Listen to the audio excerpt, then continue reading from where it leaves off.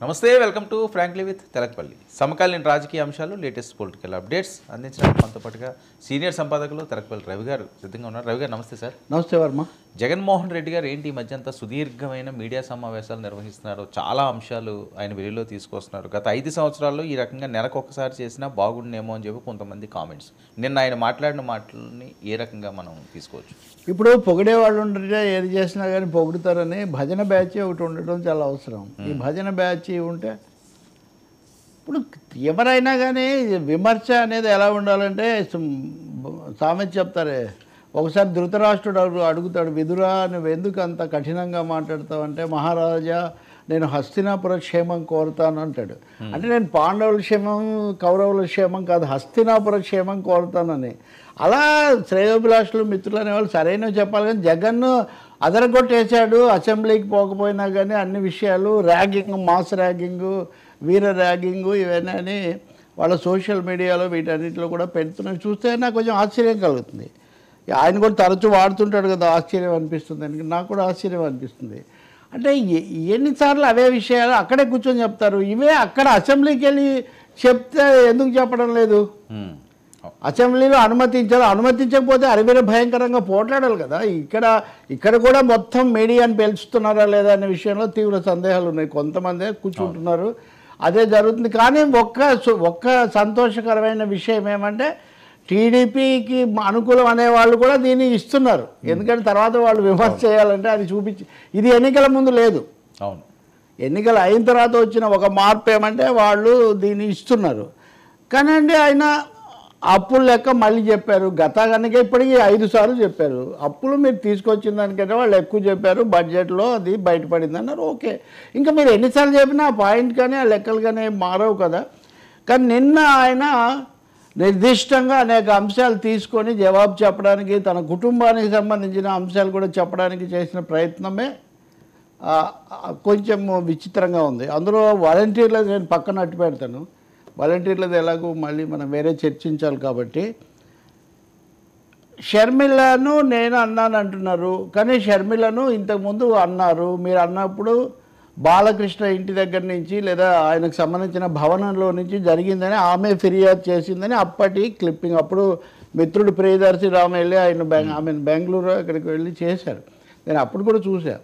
నిజం చెప్పాలంటే అప్పుడు చేసిన ఇంటర్వ్యూ కూడా ప్యాచప్. అప్పుడు చేసిన ఇంటర్వ్యూ కూడా కొన్ని వీళ్ళ మధ్య విభేదాలు ఉన్నాయని వస్తే ఆయన 5-6 సార్లు అదే ప్రశ్న అడుగుతాడు. ఆ ఇంటర్వ్యూ మొత్తం కనుక వేస్తే ఆమె సరదాగా నవ్వి మేము మాకేం విభేదాలు అది ఇది అంటారు. అంటే ఒక విధంగా చెప్పాలంటే ఆ క్లిప్పింగ్ వేయడం ద్వారా అప్పటి నుంచి సమస్య ఉంది అనే ఒక విషయం అర్థమవుతుంది.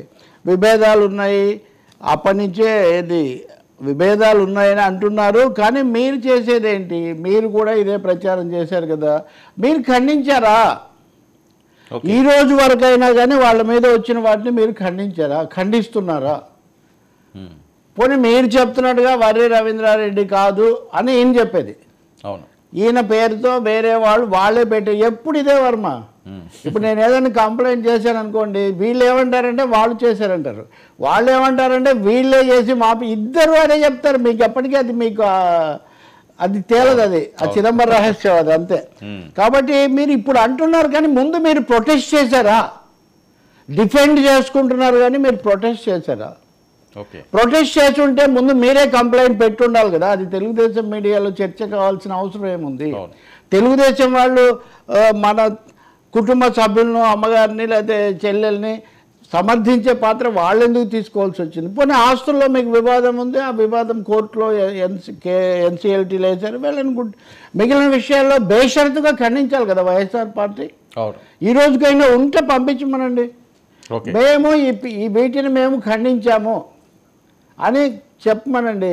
రెండో విషయము, మీరు సెలెక్టివ్గా కొన్ని క్లిప్పింగ్స్ వేస్తే అసలు ఇంటర్వ్యూ చేయాల్సిన అవసరం వచ్చినప్పుడు అంటే అప్పటికే షర్మిలకు అంత ప్రాధాన్యత ఉందని గుర్తించారా? మరి ఆ తర్వాత ఒక్క ఇంటర్వ్యూ అయినా చేశారా?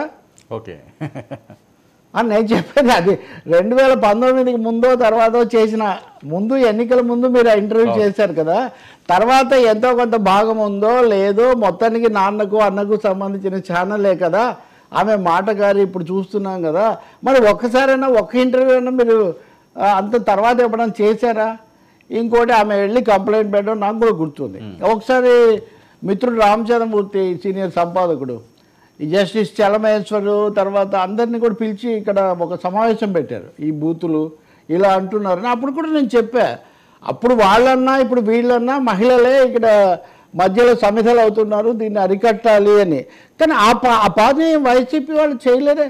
ఓకే, ఇప్పుడు వచ్చి మేము అనలేదు, అప్పుడు మీరు అన్నారు. ఇప్పుడు బాలకృష్ణను, ఇప్పటివరకు చంద్రబాబు మీద ఉన్నదాన్ని మళ్ళీ బాలకృష్ణను కూడా తీసుకొని వచ్చి బాలకృష్ణ చేసి ఉండవచ్చు. మరి మీరు తర్వాత 5 ఏళ్ళు అధికారంలో ఉన్నారు కదా, మీరు ఎందుకు అన్ని తేల్చలేదు? నా క్వశ్చన్ ఏంటంటే, షర్మిల అంతకుముందే ఫిర్యాదు పెట్టారన్న క్లిప్పింగ్ మీరు ఇప్పుడు వేస్తున్న వాళ్ళు, తర్వాత 5 సంవత్సరాలు అధికారం చేసినప్పుడు దాని చివరిదాకా మీరు ఎందుకు తేల్చలేదు? కాబట్టి చాలా ప్రశ్నలు చాలా ఇక్కడ మిగిలి ఉన్నాయి. అనేక అంశాల్లో ఆ విధంగా సమర్థించుకోవడానికి వాదనల కోసం ప్రయత్నించడం కంటే సమస్యల మీద దృష్టి పెట్టడం అనేది చాలా మంచిది. మహిళల మీద జరిగినవి చెప్పారు, ఓకే, ఈ మండలిలో కూడా మళ్ళీ వచ్చింది. అందుకని జగన్ అదే లెక్కలు అప్పుడు చేసినవి వాటినే చెప్పడము, ఇంకా అయిపోయింది ఆ చాప్టర్. ఇప్పుడు 2024 ప్రీ 2024 గురించి మీరు ఎంతసేపు ఆ విషయాలు చెప్పినా ఇంకా కొత్తగా ఎఫెక్ట్ ఏమి ఉండదు. ఇప్పుడు జరిగే వాటి మీద మీరు ఎలా స్పందిస్తున్నారు అనేదే ఇక్కడ సమస్య. వాలంటీర్ల విషయం కూడా తీసుకుందాం. ఇప్పుడు హైకోర్టులో సభలో కూడా మండలిలో మాట్లాడినట్టున్నారు. వాలంటీర్ల గురించి నిన్న మనం మాట్లాడాం. నిజానికి చాలా కొద్ది ఛానళ్ళే ఆ విషయం మాట్లాడే, ఉద్యోగులు వాలంటీర్లకి సమస్యలు.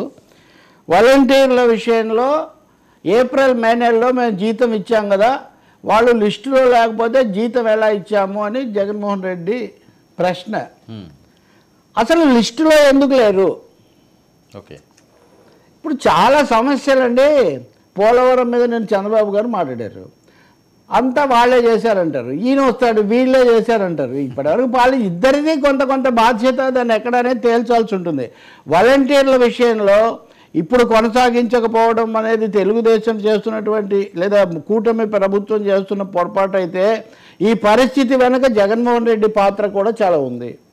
2023 తర్వాత వాళ్ళ దగ్గర తీసుకోలేదు. ఆయన వాళ్ళకు మాట చెప్పాడు. వైసీపీ ఒక వ్యూహం పన్నింది. ఏంటంటే, వీళ్ళకి ఎలాగో ఎన్నికల సంఘం అభ్యంతరం చెప్తుంది, చెప్పినప్పుడు వీళ్ళందరూ రాజీనామా చేస్తారు. రాజీనామా చేసిన వాళ్ళందరూ వైసీపీకి ఎన్నికల సైన్యంగా మారుతారు, అది మాకు ఉపయోగపడుతుందని రాజీనామాలు చేయించారు. నీలాంటి తెలివైన వాళ్ళు రాజీనామా చేసిన వాళ్ళు చాలామంది చేశారు. ఒత్తిడికి కూడా గురయ్యామని కూడా ఫిర్యాదులు పెట్టారు. ఆ ఫిర్యాదులు మేము పర్సూ చేస్తాము అని అచ్చెన్నాయుడు లాంటి మంత్రులు ప్రకటించారు కూడా.